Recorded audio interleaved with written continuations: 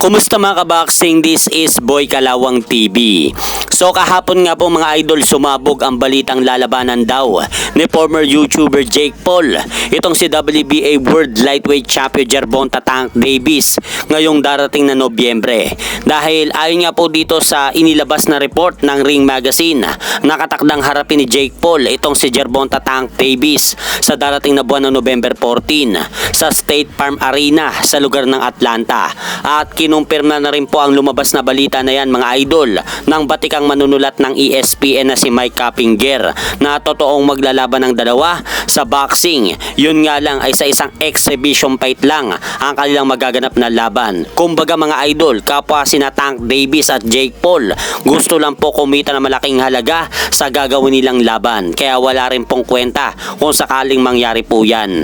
At sa kabilang balita naman po mga idol, nakapanayam itong si WBC World Super Welterweight Champion, the Towering Inferno Sebastian Pondora sa Fight Hub TV at itinanong dito kung ano ang masasabi nito sa darating na laban ni Canelo Alvarez at Terence Crawford sa darating na September 13 sa Las Vegas, Nevada. Kung kaya ba daw bang talunin ni Terence Crawford itong si Canelo Alvarez sa timbang na 168 pounds.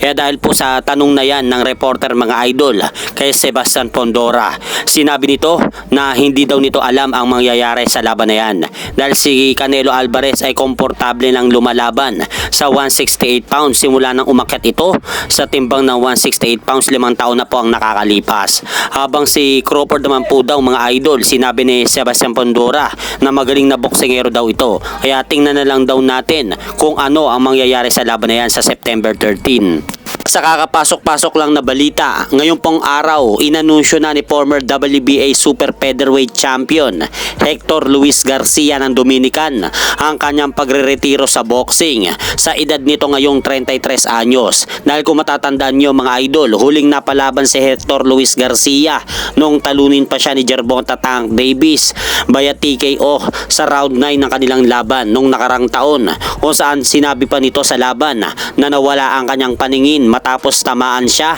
ng solidong suntok ni Tank Davis sa sentido ng kanyang ulo. Kaya siguro nagretiro ito mga idol.